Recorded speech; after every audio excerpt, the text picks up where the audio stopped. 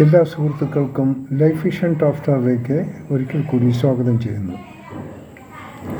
ഞാൻ ഒരു ദിവസത്തിന് മുമ്പേ ഇപ്പോൾ വിവാദമായിരിക്കുന്ന മെഡിക്കൽ കോളേജിലെ ന്യൂറോ വിഭാഗത്തിൽ ഉണ്ടായിട്ടുള്ള അപാകതകളെക്കുറിച്ച് ഞാനൊരു വീഡിയോ ചെയ്തിരുന്നു. ഇന്ന് പത്രത്തിൽ അതിൻ്റെ എല്ലാ പത്രങ്ങളിലും ഈ ന്യൂറോ ഡിപ്പാർട്ട്മെൻറ്റിൽ ഉണ്ടായ അനിഷ്ട സംഭവങ്ങളെക്കുറിച്ച്, നടന്നുകൊണ്ടിരിക്കുന്ന കാര്യങ്ങളെക്കുറിച്ച് എല്ലാ പത്രങ്ങളും ഇന്ന് വാർത്തകൾ വന്നിട്ടുണ്ട്.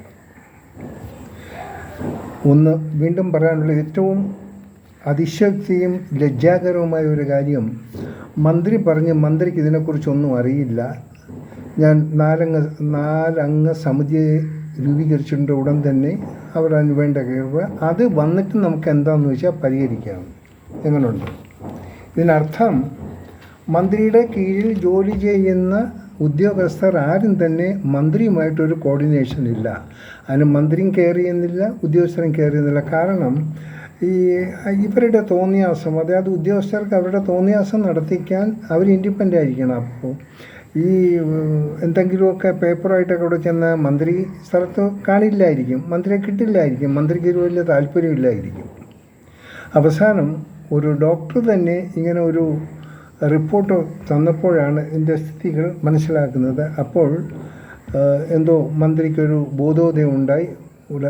സാധാരണ ചെയ്യുന്നതൊരു സംഭവമാണ്. ഇപ്പോൾ ഒരു അനിഷ്ട സംഭവം ഉണ്ടായിക്കഴിഞ്ഞാൽ, ഒരു മരണം ഉണ്ടാക്കിയാൽ പോലീസുകാർ വരും, ബോഡിയെ കൊണ്ടുപോകും, അത് ഇൻക്വസ്റ്റ് ചെയ്ത് ഒരു പോസ്റ്റ്മോർട്ടം ചെയ്ത് ബന്ധുക്കളെ ഏൽപ്പിച്ച്. അതുപോലെ ഇത് ഒരു സാധനം, അതും ഈസ് എ റൊട്ടൈൻ തിങ്. ഇങ്ങനെ എന്തെങ്കിലും ഉണ്ട്, അതൊരു സമിതിയെ ഞാൻ നിശ്ചയിച്ചിട്ടുണ്ടല്ലോ, അതിപ്പോൾ റിപ്പോർട്ടൊന്നും നമുക്ക് വേണ്ട, അതിന് എത്ര ദിവസം എടുക്കും, അതിനെന്താണ് നടക്കുന്നത്, ഈശ്വരന് മാത്രമേ അറിയൂ. ഈ മന്ത്രിയോട് ഞാൻ ഈ മാധ്യമക്കാരൊരിക്കലും കുറ്റം പറയാതെ, വളരെ സത്യസന്ധമായി ജോലി ചെയ്യുന്ന പലരുമുണ്ട്. എന്നാൽ അതിൽ ഒരു ചില കീടങ്ങളുണ്ട്. ആ കീടങ്ങൾ സ്വന്തം താല്പര്യത്തിന് വേണ്ടി എന്തും വില കഴിപ്പിക്കുന്നു. അതിൽ പെട്ടതാണോ മന്ത്രി? കാരണം ഈ മന്ത്രി മുമ്പേ ഈ മാധ്യമപ്രവർത്തകരായിട്ട് വർക്ക് ചെയ്തതാണ്. ചിലപ്പോൾ അതിൻ്റെ കുഴപ്പം വല്ലതും എന്തെങ്കിലും സംഭവിച്ചിട്ടായിരിക്കുന്നത് തീർച്ചയായിട്ടും. കാരണം മന്ത്രിക്ക് ഇപ്പോൾ ഇത് നോക്കാൻ ജോലി ചെയ്യുന്നില്ല. അവർക്ക് എവിടെയാണ് പ്രശസ്തി പത്രം കിട്ടുന്ന, ആരാണ് അവാർഡ് കൊടുക്കുന്നത്, അങ്ങോട്ട് തേടി നടക്കുകയാണ്. ആ പത്രത്തിൽ അങ്ങനെ നടക്കുകയാണ്. പണ്ട് ശൈലജ ടീച്ചർ ഇങ്ങനെയൊക്കെ ആയിരുന്നല്ലോ.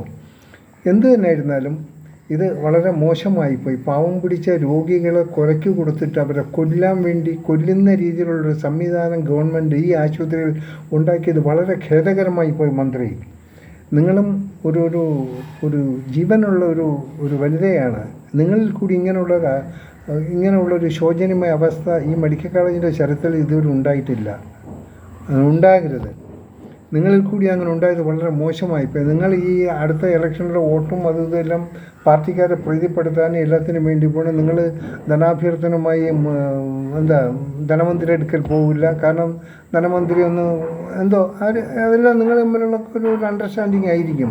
പക്ഷേ മരിക്കുന്നവർ മരിക്കട്ടെ, മരുന്നില്ലെങ്കിൽ എന്തായാലും ഈ നിങ്ങളുടെ കീഴിലുള്ള ലോബികൾക്ക് എല്ലാ രീതിയിലുള്ള ഒത്താശകൾ ചെയ്യാൻ, അവർക്ക് എന്ത് കോമാളിത്തരം, എന്ത് പ്രവർത്തനം കാഴ്ചവെക്കാനുള്ളൊരു ക്ലീൻ ചീറ്റ് നിങ്ങൾ കൊടുത്തിരിക്കണം ഉദ്യോഗസ്ഥർക്ക്.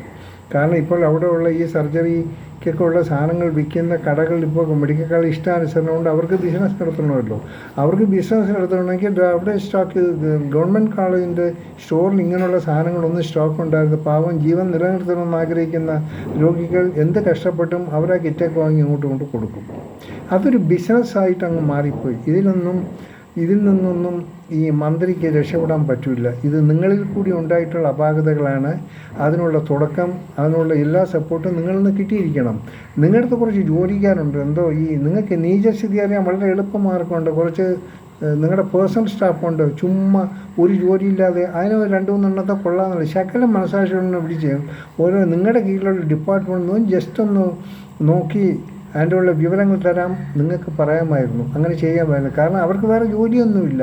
എവിടെയെങ്കിലും വിളിച്ചാൽ ഫോൺ നിങ്ങളോട്ട് പറയണം മന്ത്രി പുറത്താണ്, ഇവിടെ ഇല്ല, ഡേറ്റ് എന്തെങ്കിലും ഉദ്ഘാടനത്തിന്, അതിൻ്റെയൊക്കെയാണല്ലോ അവർക്കുള്ള പണി. അത് കഴിഞ്ഞ് അവർക്ക് പെൻഷനും കിട്ടും. അത് പിണറായി ചെയ്ത് കൊടുക്കുന്നൊരു സംവിധാനമല്ലേ. അതൊക്കെ എല്ലാം നല്ല കാര്യം തന്നെ. അത് അവർക്ക് പെൻഷൻ കിട്ടട്ടെ, കുഴപ്പമൊന്നുമില്ല. ഇനി നിങ്ങൾക്ക് ചെയ്യാമെന്നുള്ളൊരു കാര്യമുള്ളൂ. നിങ്ങൾ പണ്ടെങ്ങാണ്ടോ ഞാൻ പത്രത്തിൽ വായിച്ചിട്ടുണ്ട്, ഒരു സഡൻ ഒരു വിസിറ്റ് നടത്തുക. ആർക്കും ഒന്നും അറിയാത്ത രീതിയിൽ അവിടെ ചെന്ന് കഴിഞ്ഞാൽ അതിൽ നിങ്ങൾക്ക് ഒരുപാട് ഗുണം കാണും. കാരണം അതിൽ കൂടെ അവിടെ ചെന്ന് കഴിഞ്ഞാൽ ഉള്ള രണ്ട് നേട്ടമുണ്ട്. ഒന്ന്, നിങ്ങൾ ഉദ്യോഗസ്ഥരെ ഒന്നും ചെക്ക് ചെയ്തിട്ട് കാര്യത്തിലുള്ള കറക്റ്റ് റിപ്പോർട്ടൊന്നും നിങ്ങൾക്ക് കിട്ടത്തില്ല. അത് റിപ്പോർട്ട് ഉണ്ടാക്കാമെന്ന് പറയാൻ നടക്കും. മറിച്ച് അവിടെ ഈ ഓപ്പറേഷൻ അതിനുവേണ്ടി കാത്തു കിടക്കുന്ന പാവം പിടിച്ച രോഗികൾ അവരോടൊന്ന് ചോദിച്ചാൽ അവരോടുള്ള നീചസ്ഥിതി, അവരുടെ സത്യാവസ്ഥ നിങ്ങൾക്ക് പറഞ്ഞു തരും. അതായിരിക്കും നല്ലത്. നിങ്ങൾക്ക് മറ്റൊരു ഗുണമുള്ള, നിങ്ങൾ അങ്ങനെ ഒരു ഓട്ടോപ്രവേശനം നടത്തി കഴിഞ്ഞാൽ നിങ്ങളുടെ പാർട്ടി പത്രത്തിൽ വലിയ വെണ്ടയ്ക്ക അക്ഷരത്തിൽ ഒരു ഫുൾ പേജ് നിങ്ങളുടെ പടവും വെച്ച് അങ്ങോട്ടേക്ക് വരും. അവിടെ നിങ്ങൾക്ക് നല്ലതാണ്. അതുകൊണ്ട് പറ്റുകയാണെങ്കിൽ സാധിച്ചാൽ ഒരു വിസിറ്റ് ഈ സമയത്ത് ചെയ്യുന്നത് നന്നായിരിക്കും. അപ്പം മന്ത്രി ഓടിയെത്തി, മന്ത്രി ആക്ഷൻ എടുത്തെന്നൊക്കെ പാത്രത്തിൽ അടിപൊളിയായിട്ട് വരും. അങ്ങനെ ഒന്ന് ചെയ്യുന്നതായിരിക്കും ഏറ്റവും നല്ലത്. വൈകാതെ ഇന്നോ നാളെ നിങ്ങൾ സമിതിയുടെ അതിനൊക്കെ സമയമെടുക്കും.